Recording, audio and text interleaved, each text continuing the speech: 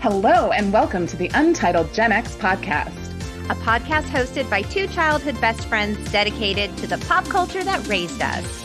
I'm Kate, a writer, a midwife, a current-day pop culture know-nothing. But nobody puts baby in a corner when it comes to the pop culture of my youth. And I'm Lori, a writer and pop culture lover who's still not over how my so-called life left us hanging. Happy almost New Year's, y'all. And as we know, it hasn't been our day, our week, our month, or even our year.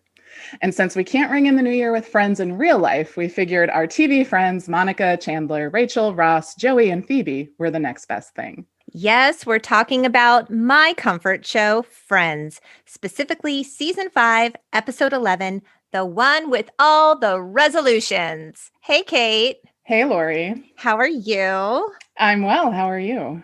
I'm good. It's almost New Year's. How are you feeling about it? I'm ready to put this year to bed. The dumpster fire that is this year. And I'm trying to have faith because everybody is like, oh, 2020 is the worst year ever. We just need to get through it. And I'm like, but is the devil better or worse than the devil you don't? Yeah, I've never really subscribed to the whole put the year to bed, brand new year, it's a fresh start, everything's going to be amazing in the new year. I've never been a believer in that. I'm like, look, every year brings its challenges. But I do think we can all agree 2020 has brought many, many, many challenges. Many challenges we weren't quite expecting. Yeah. It's kind of crazy. I have been looking forward to 2020 for 18 years. My son graduated high school this year. 2020 was going to be a big year for him. Congratulations to your son. Yes. 2020's always been like this year that the families look forward to. This is his next big step in life. And of course, he didn't get a traditional graduation. He didn't get a prom. He's doing school online and he hasn't stepped foot on campus at all. And so it's been weird in a lot of ways because while everyone's like, oh, 2020, the start of a new decade, I'm like, yeah, for a lot of people, it was going to be the start of their next chapter, but it's different. But It looks the different. new chapter. It's the new new kind of new chapter. Yay. What do your New Year's plans look like this year? It feels stupid even asking people, but do you have a special New Year's tradition? Do you create maybe a vision board for your new year? Do you have any sort of best practices or routines, rituals that you do to bring in the new year? I don't. My New Year's go one of two ways. Either I'm at a party with my friends, which happens some of the time. Right. Or I'm in bed asleep at midnight. Yeah. We usually get together with friends and don't stay till midnight because I don't like to be on the road with all the people who've been drinking. But I used to work with this woman. She was hilarious. I was in my early 20s and she was probably in her mid 60s. She was near retirement age and she was a single woman. And I remember she used to tell me every year around New Year's, she's like, the only way to ring in New Year's is to have sex at midnight. I do it every year. It's something I'm committed to doing. And it is the only way to bring in the new year. It's the only way. And I just remember being like, oh my God, I can't believe she said that. She would tell everybody. Talking about sex. Talking about sex. She's a woman of a certain age. I was a prude in my early 20s, I suppose, because I was just shocked by that statement. But she subscribed to it. And you know what? She might not be wrong. She was a believer. Okay, so I'm just going to say to everyone out there, if there is a person in your COVID bubble that you enjoy doing that activity with, do us all a favor. And just to be sure, at midnight, go ahead and do what Lori's former coworker suggested. Will it turn around the year? Maybe. I don't know.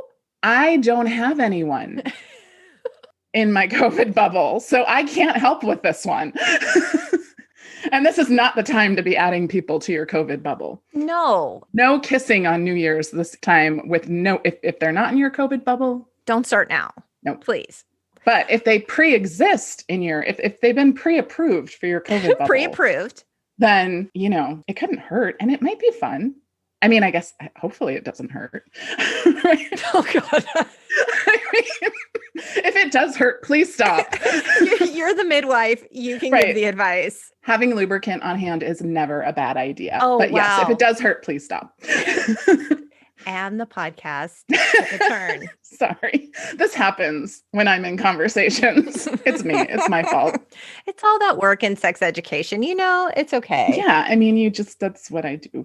Well, speaking of kissing at midnight, let's talk about Friends. Okay. So as you know, this is my comfort show. I literally watch it every single night before bed. I've seen this episode and every episode probably 10,000 times. It's one of those shows that I watch it every night. And sometimes I don't really watch it. I'm looking at it and I'm looking at the colors and I'm hearing the sounds, but I'm not really watching it. And it has a distinctive sound, like my comfort show, Gilmore Girls. It has kind of a cadence to it. It does. I don't know. Something about the purple walls I find soothing. I don't know why. Picture, the picture behind the TV in Monica's apartment. It feels like you're at a friend's house. There you go. It's aesthetically pleasing to my tired eyes every night. So in this episode, which, by the way, let's just start here. It aired on January 7th, 1999 to 27 million viewers. That's a lot of people. This is a popular show, huh? Who would have thought? So weird. Who knew? This is brand new information. The Friends this is season 5. They made $100,000 an episode. I believe that by the end in season 10, they were making $1 million an episode, plus all that money from syndication. So the Friends are doing all right. I mean, they were sadly underpaid this season, clearly. But $100,000 per. When we think about holiday episodes of Friends, we always go back to Thanksgiving because it's such a big Friends thing. Friendsgiving, right? But there's actually 3 New Year's episodes of Friends. Did you know that? I do now. Yeah. So there's one in season 1, episode 10, the one with the monkey. This is when they all make pacts not to bring dates to New Year's, and yet they all bring dates to New Year's, and Ross doesn't have one. So this is when we're introduced to Marcel. I wasn't a fan of the Marcel storyline. Yeah. It was awkward. So Marcel was Ross's date. And of course, there's this episode. And then there's the one, you and I, we both love this one. The one with the routine, season 6, episode 10. This is when Joey's new roommate, Janine, the beautiful Elle Macpherson, invites the gang to dance on New Year's Rockin' Eve. And this is when we see that brilliant dance routine between Ross and Monica. That is just so iconic. Right. They're lovely, graceful, filled with talent dance routine. Good one. That's a good episode. It is. It's funny. But we chose this one because of 2 simple words: leather pants. And we'll get into those leather pants. Well, we won't get into those leather pants. Nobody's getting into those leather pants. Ross has got to get out of those leather pants. Yes. So we open on a New Year's Eve party in Monica's apartment. It's 1998. So we are getting ready to ring in 99. Chandler tells Joey. Now, keep in mind, Joey's the only one that knows about their secret relationship right just now. To bring you up to speed, if you're a little behind on your friend's timeline, this is where Chandler and Monica have been having a secret affair. Since London. So we haven't even gotten to they don't know that we know that they know that we know that all of that. So that hasn't happened yet. Right now, only Joey knows. Only Joey knows. And being the keeper of that secret, that's a heavy burden. I was trying to consider, did we ever have any secrets like that among our group of friends? Or was I the one that didn't get to know, and now I still don't get to know? Well, let me tell you on the podcast in this really public forum. No, I don't actually think I've ever been the keeper of a really big secret like that. Yeah, I don't think so. I mean, I am still the keeper of a secret about a crush that you had in middle school, and I have never told anyone, I'm proud to say. Wow. Sometimes I think about him and wonder how he's doing. Yeah. And you all will never know who it was, because I'm not good at keeping secrets, which is really something that you want in a healthcare provider.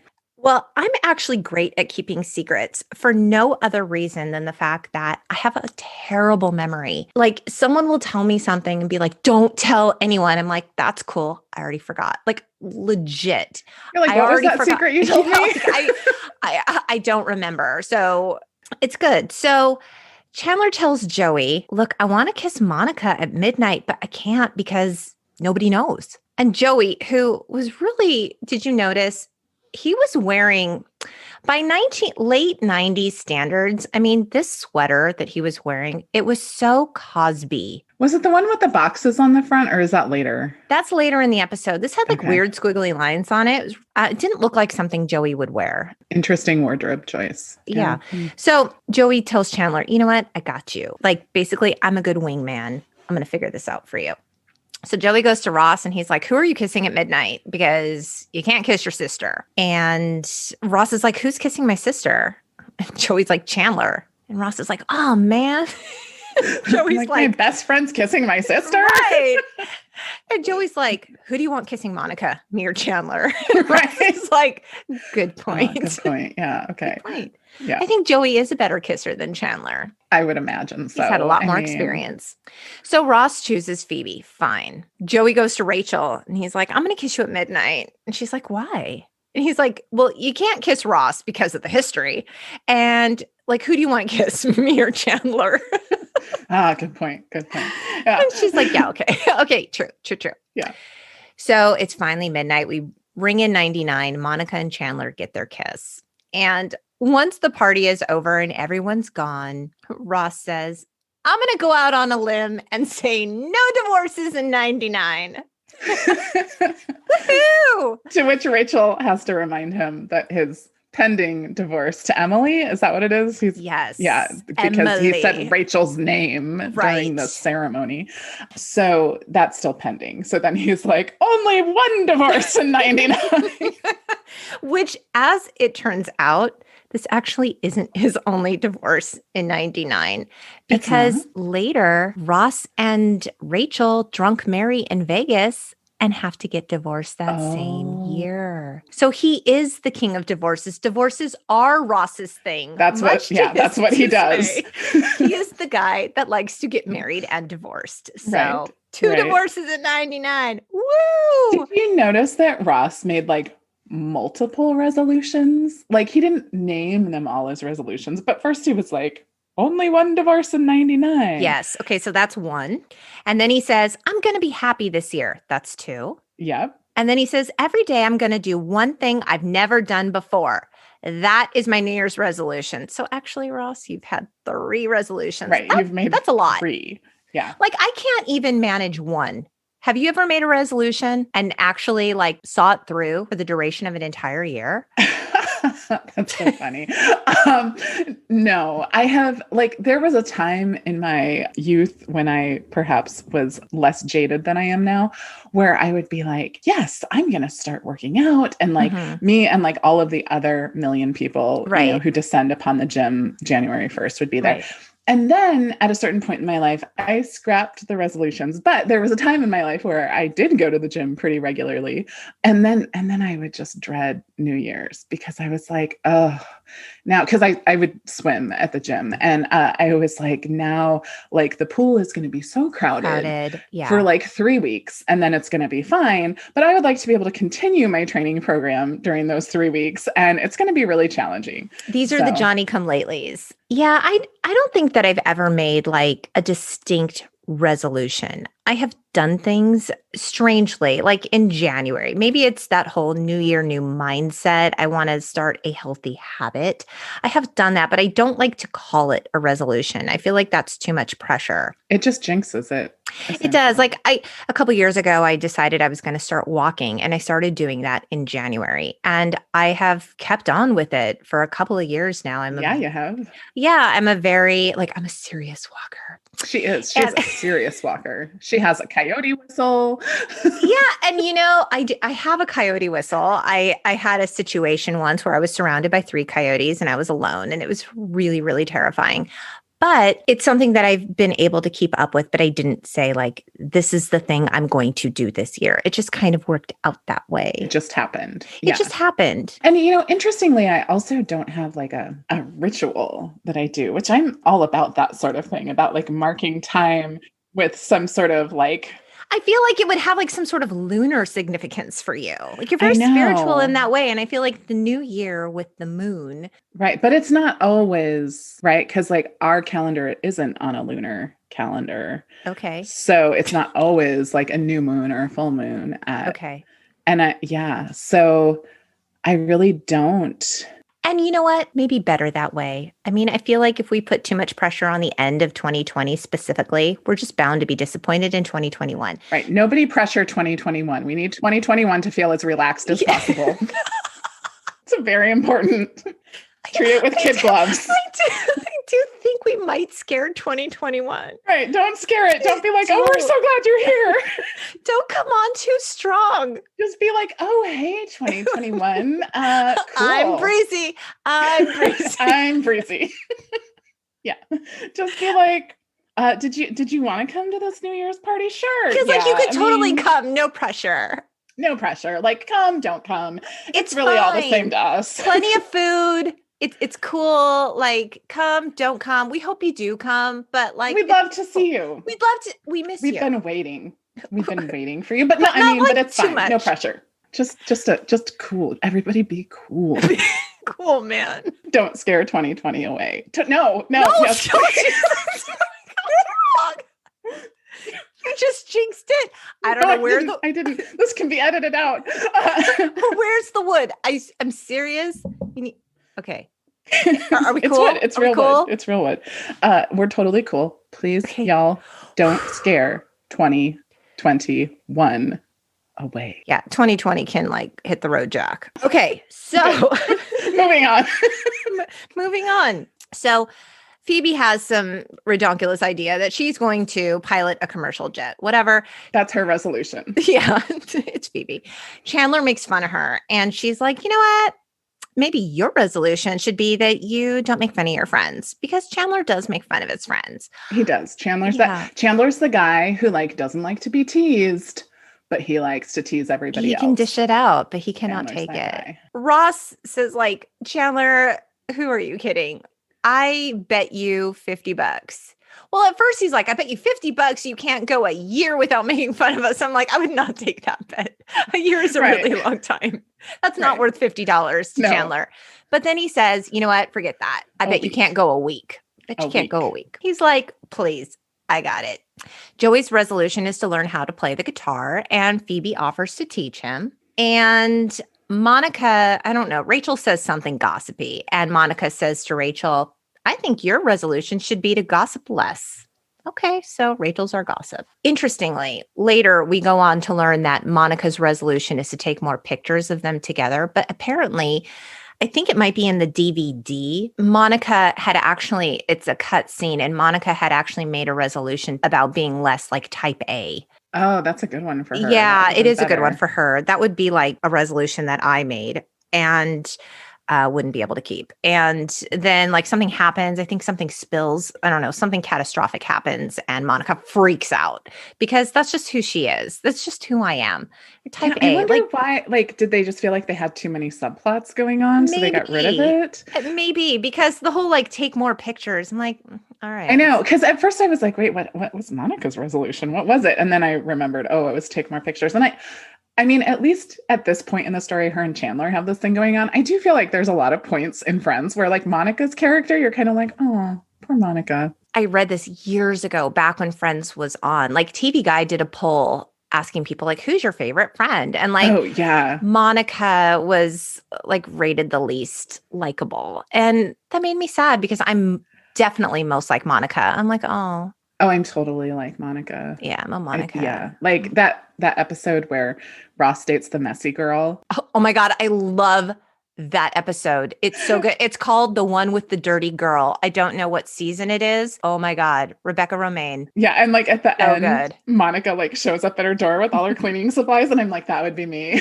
Yes, I heard there was a mess in here. I'd like really like to help you out. I dated a guy once who was pretty messy, and in fact, when we first started dating, he would not let me come to his apartment. And at first, I was like, "Are you married?" Because oh yeah, I mean, I would think that too. Yeah, like at a certain point, I was like, and he's like, "No, I knew you were going to think that. I'm just really messy." And like he how wasn't kidding. Messy? Like what are we talking about here? It was bad. It was like Hoarders bad, just not like dirt, like never hoarders, ran a like vacuum, doesn't own a vacuum. no. So this was really interesting. He had so many cleaning supplies. Oh, Lord. I have an appropriate number of cleaning supplies that I use, and then I buy more when they're empty, and that's how it goes. But I was like, for him, like, this is his issue. This is like when I go to the grocery store and I buy a bunch of healthy food, and then I eat takeout all week. Okay. So yeah, I actually once spent a whole day at his house just because I was I like, actually remember this, Katie. You Yeah. and I were on the phone for like 4 hours that day, just talking, shooting the shit, and you were cleaning hardcore. And you were Yeah. just like, I can't believe it. It was like a lot. it was like, and the thing was, like, he wasn't a hoarder. He just like you were consolidating things and you were like and like deep cleaning. I And was doing a lot of deep cleaning, and I mean, and it was lovely when I was done with it. was he able to maintain it? He did, yeah. I hope that whoever he is with now appreciates all of my hard work, because that, I think, helped him to turn a corner. And that's really positive. It's funny that you say that because some of us have just grown up cleaning our whole lives. I have probably the cleanest mother. I have Monica times 1,000 as a mom. She does. They talk about like someone's floor being clean enough to eat off of. And I think most of the time when you hear that, you're like, ha ha ha. Yeah. No, like her mom's floor, I would eat off. Like her mom's floor is possibly cleaner than my plates. Okay, so she's super clean. So I grew up in an environment that was very clean. And my mom, I was always responsible for cleaning my own bathroom and keeping a clean bedroom. Remember how she used to call me in from playing and we would like dump out every drawer I owned and we would clean?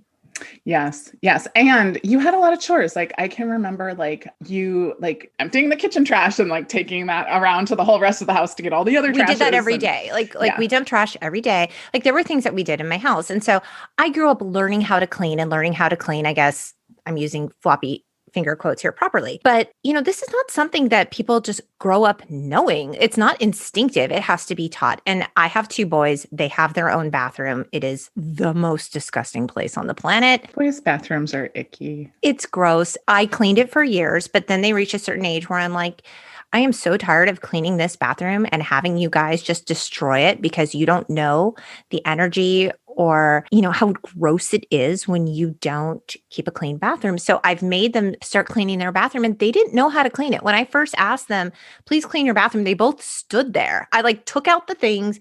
They had the rags, the sponges, everything, and they didn't know how to use these things. So it sounds like with this ex of yours, it's like he probably was just honestly never taught how to do it. He literally came in one time when I was cleaning the toilet and said, "Oh, it never occurred to me to clean anywhere besides the bowl."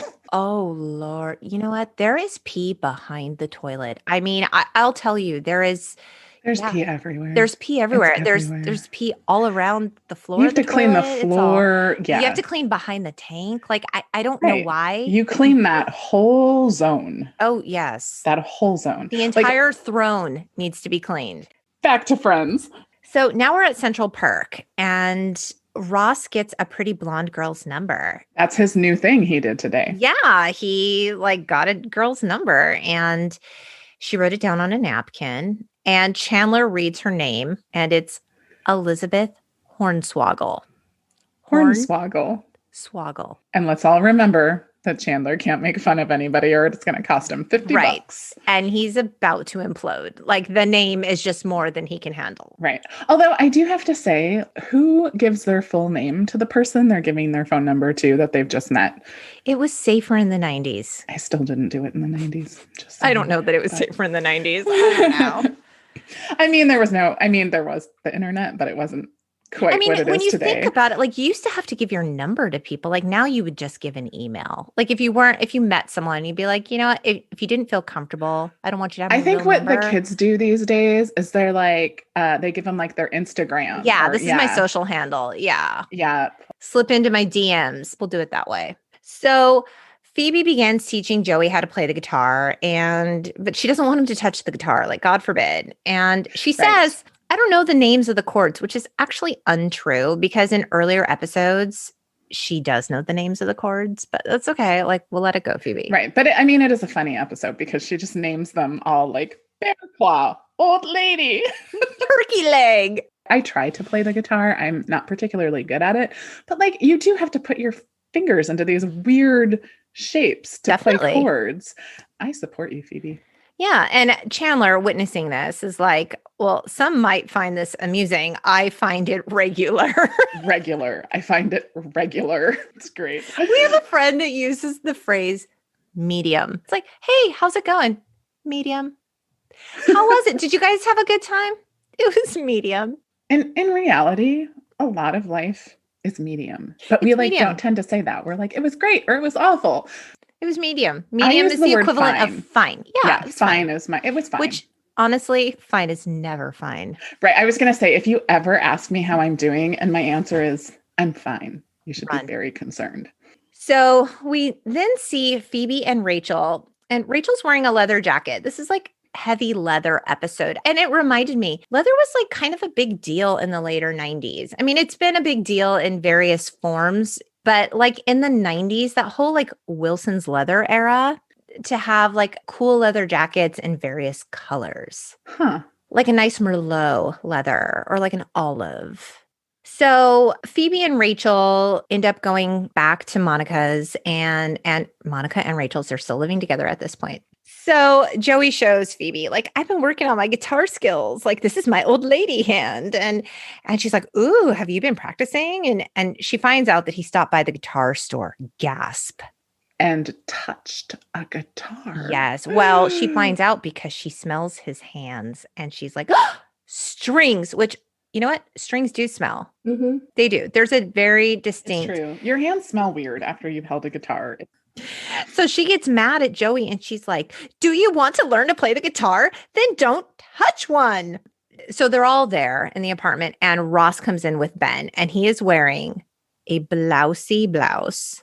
Yes. And black leather pants. And Chandler's like, oh, Ross is wearing leather pants. People like Ross don't generally wear these kinds of pants. See? And he's like pointing at his butt. They're very tight. Does no one else see that he's wearing leather pants? Like his head's about to explode. Like first it was Hornswoggle. Now he's wearing leather pants. Like I just cannot with you, Ross. I'm dying here. You're killing me dead. Right. And then Ross says, oh, there's this leather shop that I pass all the time. And I just thought it smells so good. And I've never had a pair of really good smelling pants. And he like says this as he's looking at Chandler, like, right. But right. I have to say, and I thought about this and I thought, have I ever had a pair of really good smelling pants? And the answer to that is no. I've never owned leather pants. My pants have a very neutral odor, except... Well, corduroy doesn't really smell. I may have a lot of corduroy pants. I'm a child of the 70s. You're crunchy. You're granola. I like girl corduroy. Loves her corduroy. But it did jog my memory that there was a situation once where I had to go to a big box store and buy some clothes one morning because I did not have anything to wear that day. Like whatever I wore. Was it like a walk of shame situation? No, I was. Oh, damn, that would have made for a good story. I just grabbed a pair of jeans from Target and those pants for the entire time that I owned them smelled like mothballs. Ew. Like it didn't matter. At first I was just like, oh, this is what happens when you pull pants off the rack and wear them. But no, it didn't matter how much I washed it, what I washed it with, vinegar. I don't like nice that. Smelling things, mothballs the whole time. So Ew. I have not had good smelling pants, but I have had gross smelling pants that had nothing to do with me making them smell that way. I don't know that I've ever had good smelling clothing, but I have worn leather pants. Katie, I wore leather pants as a pregnant woman to a Prince concert. And this is why Lori will always be cooler than me. Always. I wouldn't do it now. This was 2002. So apparently, this episode aired in 99. Leather was a thing. It's really probably the coolest thing I've ever worn or done. Yeah. And yeah, I think I peaked in 2002, pregnant. Right. I don't know what that says about me, but I think it's all been downhill from here. Yeah. Honestly. It's possible my coolest days are yet to come. I don't think the best of me is still hiding up my sleeve. Is that John Mayer? It is. Yeah. So, okay. The friends are like, we like the pants. The pants are cool. And then Chandler leaves and the friends are like, we don't like those pants. No, they're bad pants. Yeah. But Ross was kind of like, yeah. But then he decides to wear them on his date with Elizabeth Hornswoggle. So I'm like, if your friends say the pants aren't awesome, why are you wearing the pants? Because he's going to do one new thing every day this year. And he's on day 2. Okay. All right. Whatever. So this is when we learn Monica's resolution is to take more pictures. That's really boring. Phoebe's quizzing Joey on the names of the chords, and there's more, Katie. There's tiger and dragon and iceberg. And he's trying to remember like iceberg, and he's like, iceberg, G sharp. And she's like, G sharp? Have you been studying the real names of the chords? And they get into an argument because you know what? He's questioning her methods because they're a little out there, just like Phoebe. And he pulls out the yellow pages to find a real guitar teacher. And I was like, the yellow pages. So many phone blasts from the past in this episode. Yes, it was. There was a lot of phone work. It was very phone heavy. And those yellow pages, what a waste of paper. I mean, it was all we had. Yeah, it's what we had to do. But like, it's so weird that all of our names used to just be and like sometimes people's addresses, like your name and your address and your phone number, just so right crazy. There in a book for anybody to look up. Online dating has turned me into like an internet sleuth. I can find almost anyone with like really scanty details about their lives. Like, I'm remarkably good at it. A lot of people become like armchair detectives and like solve cold cases. I decided that I was going to do that in my old age because I'm a real lover of true crime. Yes, you I'm are. like, yes, we have to use these savvy skills. Right. For the benefit of humanity. Yeah, like somebody just cracked the Zodiac. The Zodiac killer. Yeah. I mean, the cipher. That has been a mystery impressive. for a long, long time. I could talk about that in great detail, but this is an episode about friends. And New Year's, not murder. Kind of murder 2020. Get it out of here. But just don't scare away 2021. Okay, yeah, agree. Gentle. So Rachel's now in the apartment and she goes to pick up her giant ass cordless phone to make a call. And she overhears Monica on the phone. Because remember, like if you picked up a landline and someone else was already on the line, you could hear what they were talking about. You could, but like when someone else would pick up a phone, you'd hear it click. Generally hear them picking up the phone, but okay. Right. But not if you were good at it. Rachel knows nothing about it because clearly she hears Monica say, I can't wait to be with you. I'll sneak over. I'll just tell Rachel that I'm doing laundry for a couple of hours. He says, laundry, is that my new name? You know what your nickname is, Mr. Big. And then Rachel literally screams before she hits the hang up button. Did you catch that? I totally caught it. And I was like, here are two people who are terrified that others are going to find out about their little affair that they're having. And I mean, it's a very Rachel scream, right? It's a very characteristic. Also, Monica's like just in the next room. So she'd be like, oh, I just heard that in stereo. What? That's true. I didn't even consider that. More evidence. I guess we just have to suspend our disbelief and imagine that that's not what happened. So we pan now to Ross's date, and he's at Elizabeth Hornswoggle's house. And man, for a first date, like she already invited him over to watch a movie. It's like, right.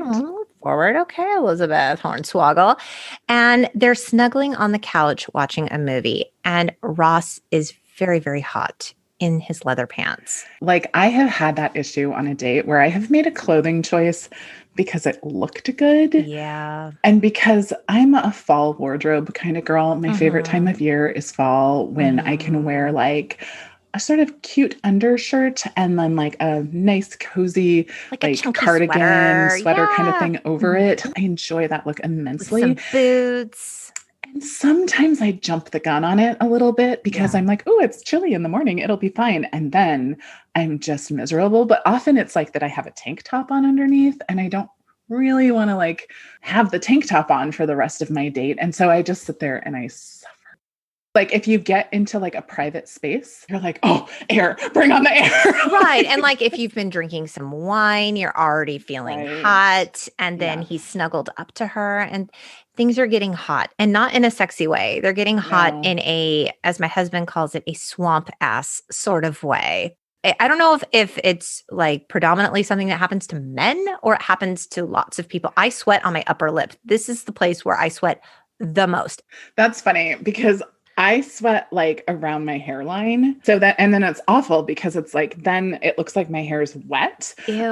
or greasy or Yeah. something at that spot. And like, I'm like, no, it's just perspiration. I'm not even talking about like I'm working out sweaty because when I'm working out, I'm sweaty everywhere. But like just Right. if No, I'm this is hot like, in an I'm environment. hot, I'm like overheated. Yes. Yeah, that's where it, like around my temples and like my And underboob. hairline. Underboob. Oh, underboob. Yeah. Underboob's a It's, thing. Unless you yeah. have like the right bra on, if you have like a bra that like settles in just the right spot, you can avoid that. Okay. I've never had that because underboob is always an issue. I bet it depends on the size of your breasts and whether you can sneak some material under there and have it stay put. Oh God, it's such a thing. We could edit that out. But why? That's just more work. So back to Ross and his swamp ass. He goes to move on the couch and his pants make this horrible like fart sound. And he's like, it's the pants on the couch. And Elizabeth looked really cute though. Like she was wearing, did you clock it? A crushed velvet, like baby doll dress in this like really cute lavender. It was very Delia's. Do you remember Delia's catalog? It was a big deal in the 90s. Like when the Delia, I don't even know that I'm pronouncing it right. Yeah, Delia. When the Delia's catalog would come out in the 90s, it was everything. Was it Delia's? Delia's. Yeah. Yeah, it was Delia's. But she looked really cute, but Ross did not look cute in those leather pants. So no, and he was super sweaty. And Ross excuses himself to the bathroom and he pulls down his pants because his pants are on fire. So hot. Oh, sweet relief. It is cool in this bathroom. He sits on the edge of a cold tub. He's like, ah. Which like, I feel like you like feel his relief. You're like, oh yeah, that would feel really good. Like, so he goes to put them back up and he's like, well, first he goes to the sink because he can't get cool enough. So he goes to the sink. Oh, yes. And like, I'm sitting there going like, don't add cold water. Like, that's a bad idea. Cold water is not going to help this. But he does. He does. And then he can't pull his pants back up. And he's like, okay. So he calls Joey for help, which was an interesting choice. I don't know that I would call Joey for help. He called Chandler for help and Chandler wasn't home. So Joey in his panic, he was like, sure, I'll take Joey. I need somebody. Okay. Which Joey is good for a lot of things, but like a kiss at midnight. Right. So he tells him, I got really hot. So I took off my pants and they must have shrunk from the sweat or my legs expanded from the heat. And he sounds like he's going to start crying. And he's like, I can't get them back up. And I was thinking to myself, like, I don't know that I've ever okay, that's not true. I have gotten stuck in clothing. I haven't gotten stuck like I couldn't pull something back up. I've gotten stuck where I couldn't get out of something. This happens to me regularly with sports bras. I have a really hard time getting sports bras are off. hard. They are. And it's like, if you weren't already sweaty before, damn, you are after you get that sports bra off, because that is a workout in and of itself. It is a shame that we don't have an endorsement because I actually have a sports bra that I really like. Just shout them out. Shout them out. They deserve to be heard. Yeah. So She Fit, like it was all over my Facebook. And one day I was like, I'm going to try it because like I had decided to take up jogging but not as a New Year's resolution. No, this was like a midsummer resolution. And so I was like, I'm going to need a better bra. And so I thought, well, I'll try it and we'll see, because I have not had great luck with bras. But the magic of this bra is that you can tighten it and loosen it like super easily. So like you can make it a little, I love that. And it zips up in the front. I love that. Like an easy release after a difficult workout. Like I need to be able to take off my clothes easily. Let them free. Yes. This shouldn't be workout part 2. So She Fit, good job. We love you. So there was a time where I was stuck in a dress at Forever 21. But this Ross situation is so much worse because Joey asks him, like, is there powder around? It'll help absorb the moisture. You'll be cool. He's like, there's baby powder. Right. He's like, powder. There's powder. He puts so much baby powder all over. Like he's just shaking it all on the inside. I'm like, what do you think? You are wearing black leather pants, man.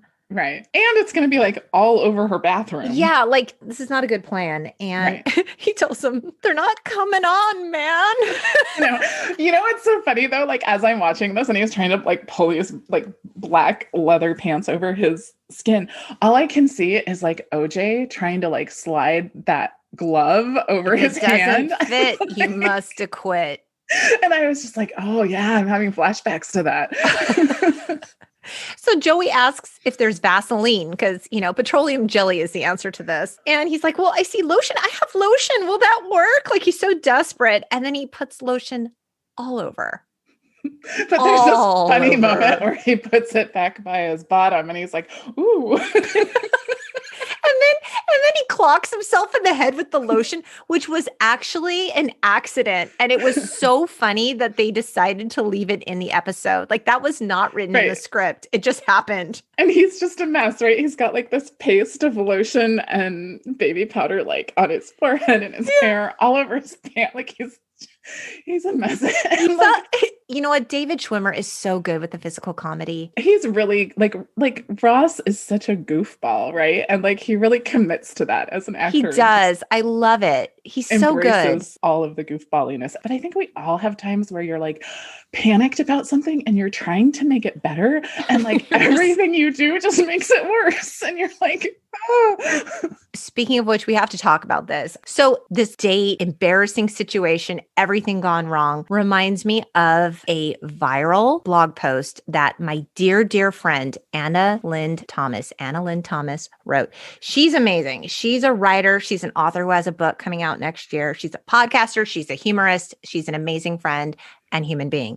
But she wrote this viral post called "The Fart That Almost Altered My Destiny." And Katie, I shared it with you. You How did. funny is that? I was dying. Okay. It went viral for damn good reason. And yeah, what it's about is Anna went on a first date with her now husband, and it was a good date. It was going well. And she had been eating a certain diet. She'd been having this like healthy lifestyle, whatever. And she went out with this guy. She really, really liked him. And they went out to eat. And she's like, I don't want to be that girl that doesn't eat on the date or eats my like picky food.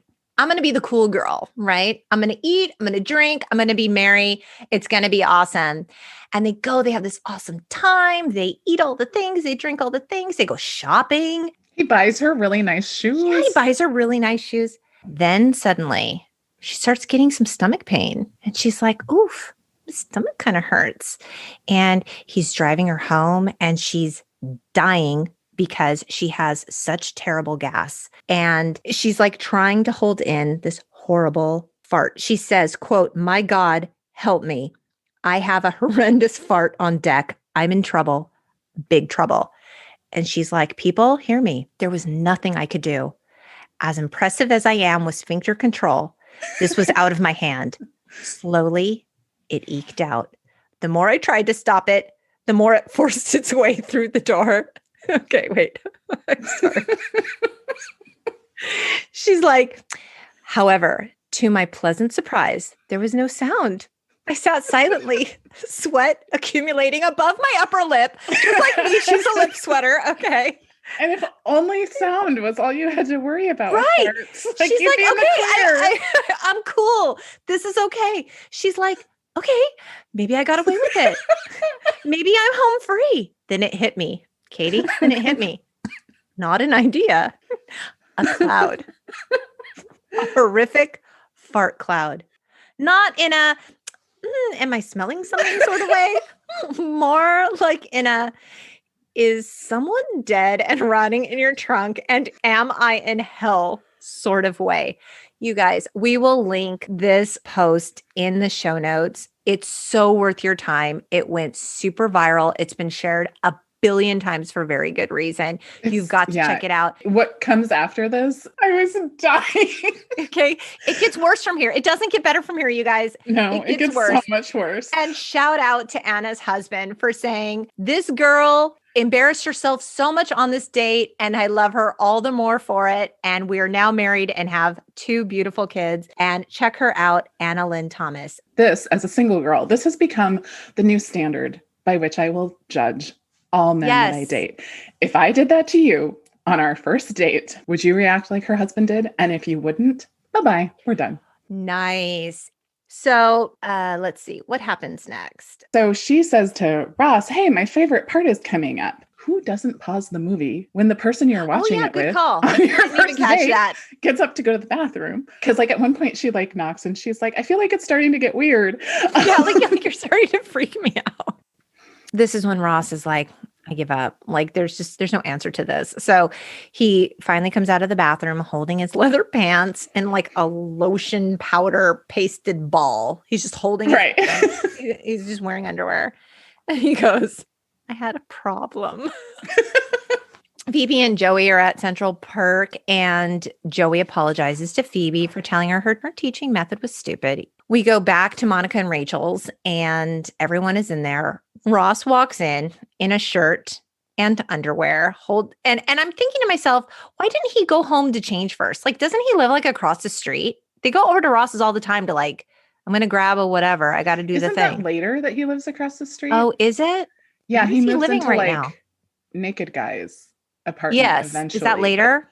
Oh, but no, because he must live there because that's how he finds out about Chandler and Monica. That's right. So he must live there by this point. I don't know, but I'm just like, you could either walk to Monica's or take a cab to Monica's, or you could take a cab home. Right. But he didn't. He decided to go into the apartment wearing his underwear, no pants on. Right. And he's just super defeated. He's like, this year was supposed to be great. And I'm like, dude, we all felt this way this year. Like it was supposed to be great. It was supposed to be great. And he goes, I'm a loser. And this is when Monica tells him, Ben doesn't think you're a loser. Look, he drew this picture of you. And it's of him as a cowboy because of the leather pants. Right. And he's like, oh, like I could be a good cowboy. Like I'm good. I'm good. The leather pants are good. Right. That's my favorite part. I would make a good cowboy. He absolutely would not. And so Monica then decides this is a great time to do laundry. And then her and Chandler scoot right out the door. Yeah, Chandler's like, oh, I'll join laundry. Yeah. So which made me think of euphemisms for sex. Do you recall that when we were in high school? Coffee. So we had two distinct euphemisms that we used to refer to people having sex. And one was making coffee. They're making coffee. Why? I don't remember why. I just remember making coffee. The other one was going to Michigan. I forgot about that. Yeah, I don't know where that stemmed from. Do you? Do you know why I didn't forget about it? No. We were in Southern California when this happened. Yeah. And so going to Michigan was sort of just like this random weird state in the middle of nowhere that we picked. And then I moved to Wisconsin. Do you know what state is right next to Wisconsin? Michigan. Actually, I also lived in Ohio. You know which state is right above Ohio? Michigan. So it was a very commonplace thing in my life for people to say, we're going to Michigan. And every damn time I was like, he. Like a 12-year-old. Stupid. We invite you, listeners. Feel free to use it. Yeah. So Rachel's now left with Joey. Okay. So she knows what's going on, right? Right. And she's promised not to gossip. Right. So she's like, Joey, and he's like, no. And I don't want to hear it. He's like, I don't want to know. And so she, because I'm sorry, we have to backtrack just a little bit. This has come up before between them. When did we talk about this? When she hears them on the phone, she runs over to Joey's house. She did. And she's like, I have a problem. It's so huge. You have to promise me you won't tell anyone. And this is when he plugs his ears and he's like, la, la, la, la, la, la, la. And then he's still doing that when Chandler comes home and holds the chicken up to his face. Yes. Now Rachel and Joey are alone in the kitchen. And so she's like, but if you figured it out and I didn't tell you, it wouldn't be gossip. And he's like, yeah, okay. So they're kind of walking around each other, trying to decide. And she's like, would you go over there's a book in Chandler's bedroom that I would could you go get that for me? And he's like, now? You want it now? And she's like, yeah, is there a problem with getting it now? And he's like, no problem. And he's like, you don't know anything. Well, this is when he asks her, do you know something? And she's like, do you know something? And he's like, I might know something. She's like, I might know something too. And they know, they think. And then they give each other the side eye. Right. And then he's like, you don't know anything. So then she's like, I don't then I'm going to go over and get the book. And then that's when he's like, and he's so happy that she knows because finally, he's not alone in this secret. Yes, he can talk about it with somebody. But then he's like, but we can't tell anybody else. And then, of course, that's when Phoebe walks right in. This season actually has a lot of really memorable episodes. Early on in the season, Phoebe gives birth to the triplets. And then there's also the one with Ross's sandwich. My sandwich. I love that episode. And there's the one where everybody finds out, which is probably my favorite episode. This is when really Phoebe tries to seduce Chandler. Is that the one where she's like, great, it will be very fun. I'm very bendy. I'm very bendy. And she's like, I'm looking forward to having, what does she say? Like sexual intercourse with you. Sexual intercourse. I'm looking forward to making coffee. To going to Michigan. I'm looking forward to going to Michigan with you.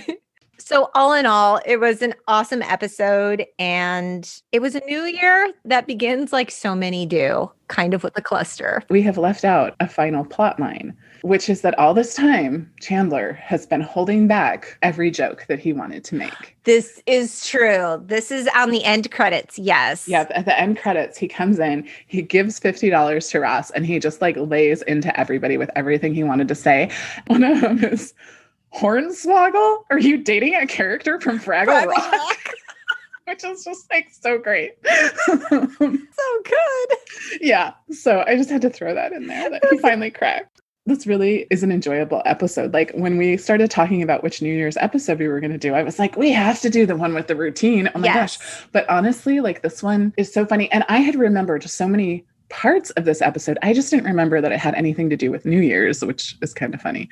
In truth, it doesn't actually have a lot to do with New Year's Eve per se, but it does have a lot to do with the way resolutions kind of tend to go. Right. Right? Like this is what we can come to expect in January. Any grand plan we make in December, I will say, and I feel like it's worth saying, and I hope that other people have their own positives about 2020. Like the year was hard. The year was hard for a lot of reasons, and some people were impacted so much more. Okay. And I want to be sensitive and definitely hold space for that. But I will say the year wasn't entirely terrible, at least not for me. It did bring some really positive things. Like we started this fun podcast and it's been a real joy in my life to get to do this with my best friend. We laugh a lot. We're revisiting a lot of classics and it's just been an awesome creative outlet. And people have been so supportive and generous with listening and subscribing and rating. And we love you so much. We love you. And like people say, like, we love you, but like, no,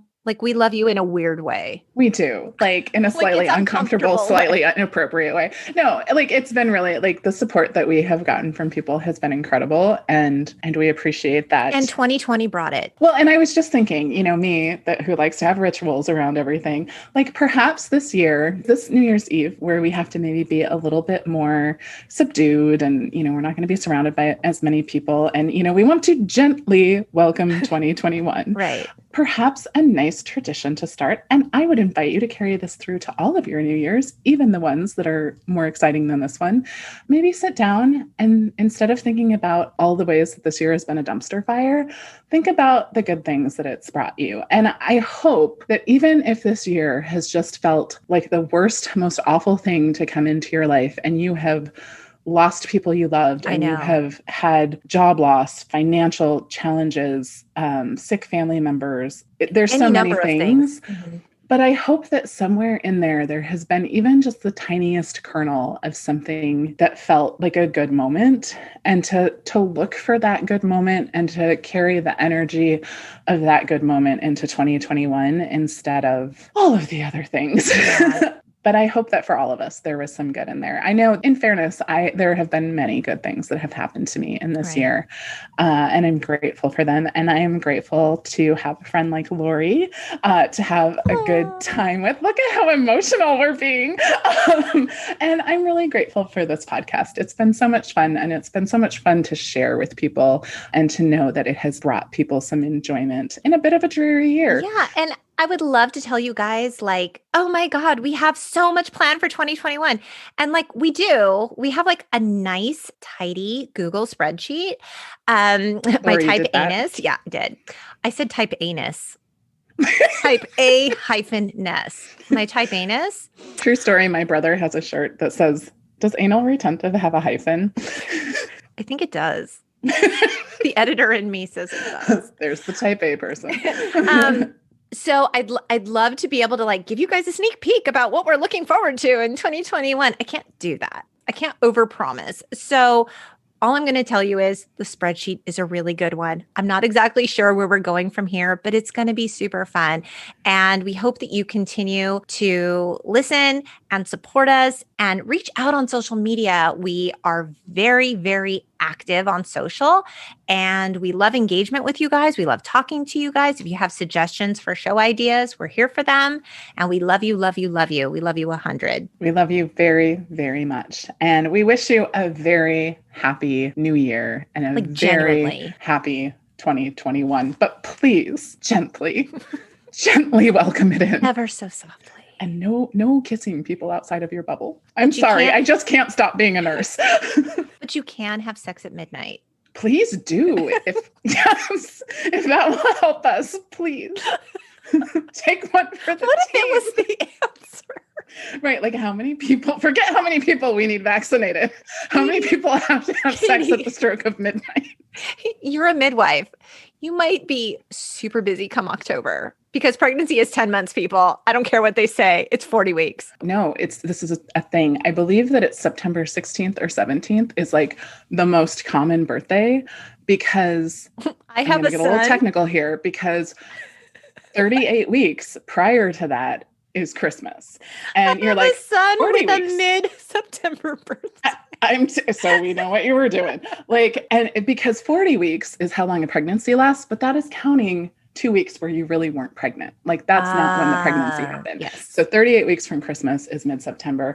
And yes, the midwives are super busy. Like it is known. Like we're always like, oh, happy holidays. We'll see you in September. Get ready for the baby boom. Yeah. So, do your part. Support a midwife. Have sex New Year's Eve. It'll be great. Thank you for joining us for this very special episode of the Untitled Gen X podcast. If you can't wait to hear more, please subscribe so you never miss an episode. And because we are still newbies in this space, if you'd leave us a rating and review wherever you listen, it would mean everything. You can find us on the web at theuntitledgenxpodcast.com. We're also on social media, on Instagram and Facebook at The Untitled Gen X Podcast. We hope you keep in touch, beautiful people. Bye! Happy New Year! Woohoo!